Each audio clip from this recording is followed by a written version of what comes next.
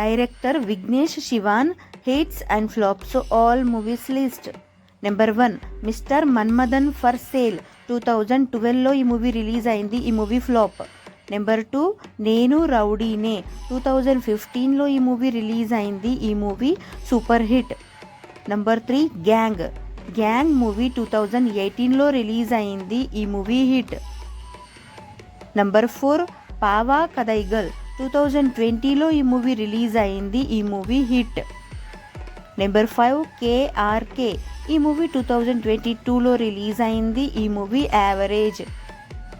Number 6, LIK love insurance company. ఈ movie 2025 October 17కి release అవుతుంది.